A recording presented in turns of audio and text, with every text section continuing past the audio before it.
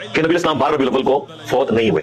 بڑا سمپل سا فارمولا ہے. میں نے اپنے زمانے بریلویت میں ایک رسالہ لکھا تھا, وہ آج اس وقت کوئی وہابی جواب دے سکا, اہل حدیث یا دیوبندی, نہ آج کوئی دے سکا. سمپل فارمولا ہے, بخاری اور مسلم دونوں میں حدیث ہے کہ نبی صلی اللہ علیہ وآلہ وسلم کی ڈیتھ منڈے والے دن ہوئی. وہ پورا واقعہ ہے, حضرت ابوبکر صدیق نماز پڑھا رہے تھے تو نبی اسلام نے حجرے کا پردہ ہٹایا اور صحابہ کرام کہتے ہیں ہم شوق دیدار میں قریب تھا کہ نماز توڑ کر آپ کی طرف متوجہ ہوتے.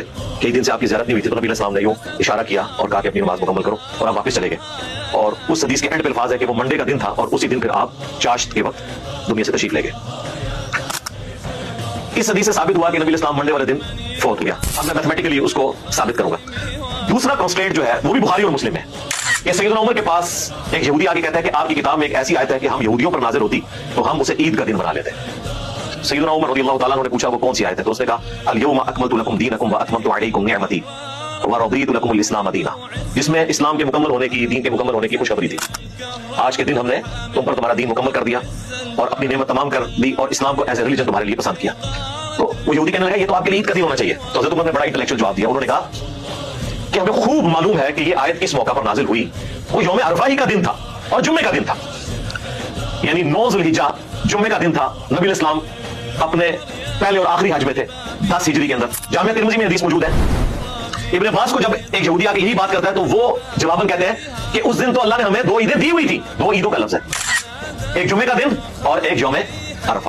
حدیث بخاری اور مسلم کی جو میں نے بیان کی اس سے پتہ چلا کہ نبی اسلام نے جس سال حج کیا ہے اس دن یوم عرفہ جمعے کے دن آیا تھا 9 ذی الحجہ.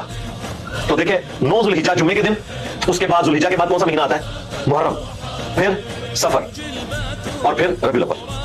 تو بیسیکلی تو 3 ہی مہینے انوالو ہوئے. یہ جو 3 مہینے ہیں نا جن کے چاند دیکھے گئے ہیں وہ کون کون سے, محرم, سفر اور ربیع الاول.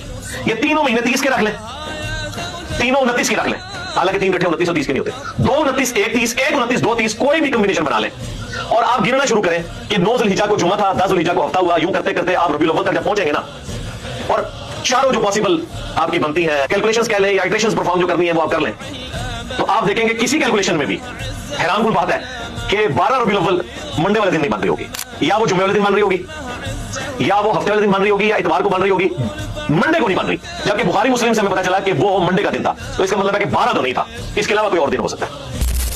یہ ریسرچ پیپر میں نے 2001 میں لکھا تھا, 8 سے 21 سال پہلے, لکھ کے سارے وہابیوں کو بھیجا, چاہے وہ اہل حدیث تھے, دیوبندی تھے, کہ اس کا جواب دو. بڑے بڑے مدارس میں لوگ لے کے گئے, ایک ہفتہ مانگا, لیکن آج 21 سال گزر چکے ہیں, جواب نہیں آیا.